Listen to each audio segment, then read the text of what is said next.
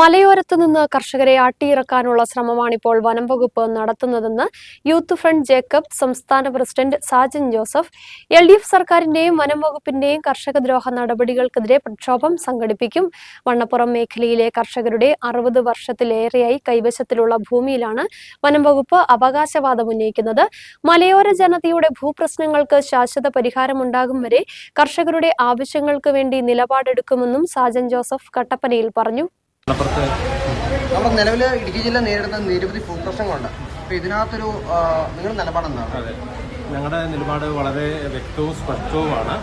നമ്മളിപ്പോൾ വണ്ണപ്പുറത്തെ കാര്യമാണ് ഏറ്റവും അധികമായിട്ട് നമുക്ക് പറയാനുള്ളത്. കാരണം അവർ എനിക്ക് തോന്നുന്ന 10-60 വർഷമായിട്ട് കൈവശം വെച്ച് അനുഭവിച്ചുകൊണ്ടിരിക്കുന്ന ഭൂമി, അതിൽ വനം വകുപ്പ് ഇപ്പോൾ അവകാശവാദം ഉന്നയിച്ചിരിക്കുകയാണ്. അത് ഒന്ന് ആലോചിച്ച് നോക്കിക്കുക.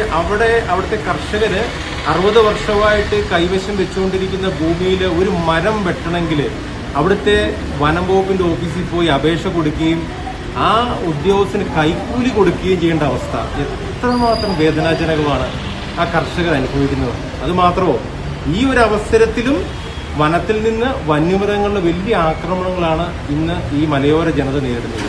കർഷകർ യഥാർത്ഥത്തിൽ രാജ്യരക്ഷകരായി ആദരിക്കപ്പെടേണ്ട കർഷകർ ഇന്ന് ഓടിച്ച്, അതായത് മലയോരത്തുനിന്നും കൃഷിയിടങ്ങളിലും ആട്ടിയിറക്കപ്പെടുന്ന ഒരു സാഹചര്യത്തിലൂടെയാണ് കടന്നു പോകുന്നത്.